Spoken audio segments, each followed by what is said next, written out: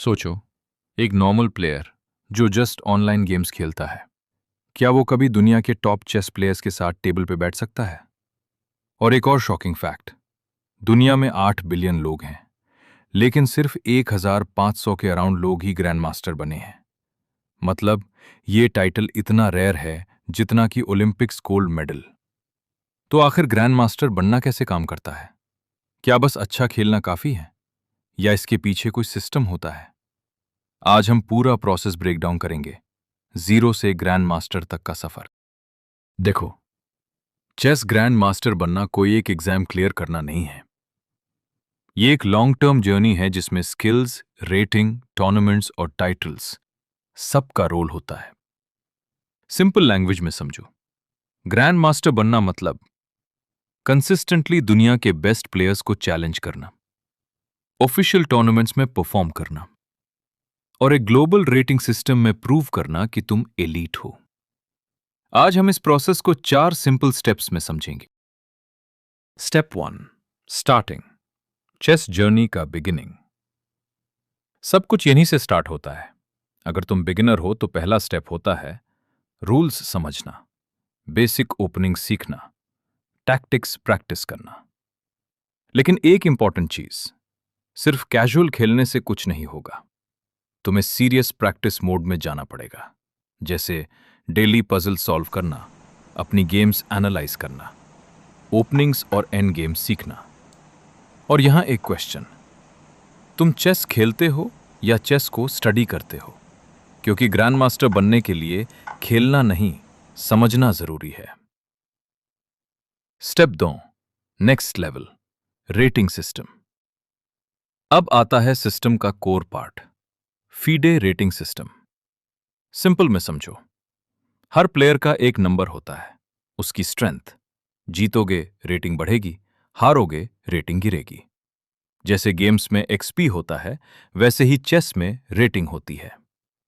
अब लेवल्स समझो, beginner 0 to 1000, intermediate 1000 to 1800, advanced 1800 to 2200, master level 2200 plus, grand master 2500 plus.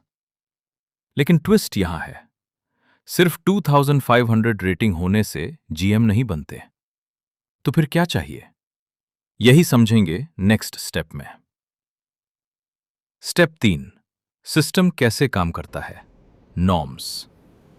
यह सबसे important part है। ग्रैंड मास्टर बनने के लिए 2 चीजें चाहिए। 1, 2500 रेटिंग, 2, 3 जीएम नॉर्म्स। अब क्वेश्चन, ये नॉर्म्स क्या होते हैं? सिंपल लैंग्वेज में, नॉर्म्स बराबर हाई लेवल टूर्नामेंट में स्ट्रांग परफॉर्मेंस। मतलब, तुम्हें स्ट्रांग प्लेयर्स के अगेंस्ट खेलना होता है इंटरनेशनल टूर्नामेंट्स में, और वहां कंसिस्टेंटली अच्छा परफॉर्म करना होता है। एग्जाम्पल, अगर तुम एक टूर्नामेंट में बहुत स्ट्रांग ओपोनेंट्स को बीट करते हो तो तुम्हें एक जीएम नॉर्म मिल सकता है, और तुम्हें टोटल 3 नॉर्म्स चाहिए।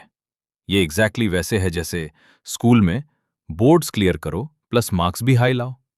यहां रेटिंग भी हाई प्लस परफॉर्मेंस भी स्ट्रांग।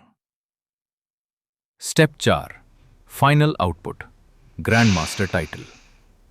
अब मान लो तुम्हारी रेटिंग 2500 क्रॉस हो गई, तुमने 3 जीएम नॉर्म्स भी ले लिए, तो क्या होता है? कांग्रेचुलेशंस, तुम ऑफिशियली ग्रैंड मास्टर बन जाते हो। और सबसे इंटरेस्टिंग बात, यह टाइटल लाइफ टाइम होता है।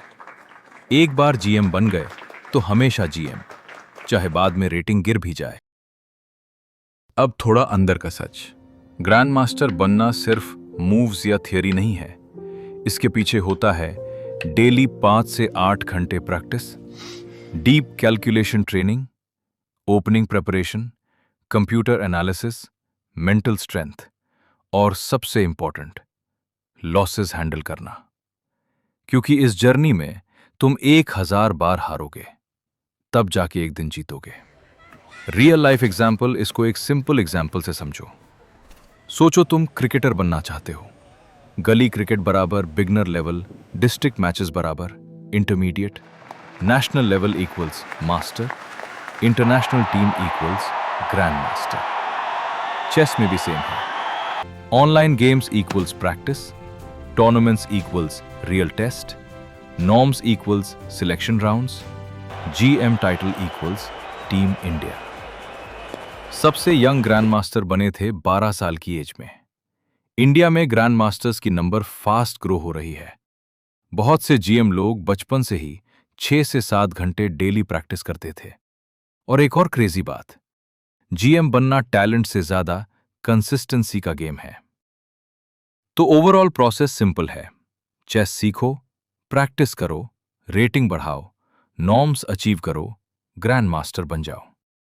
सिंपल लग रहा है, पर एक्चुअली ये एक 10 से 15 साल का जर्नी होता है। अब मैं तुमसे एक क्वेश्चन पूछता हूं। क्या तुम सिर्फ चेस खेलना चाहते हो या एक दिन ग्रैंड मास्टर बनना चाहते हो?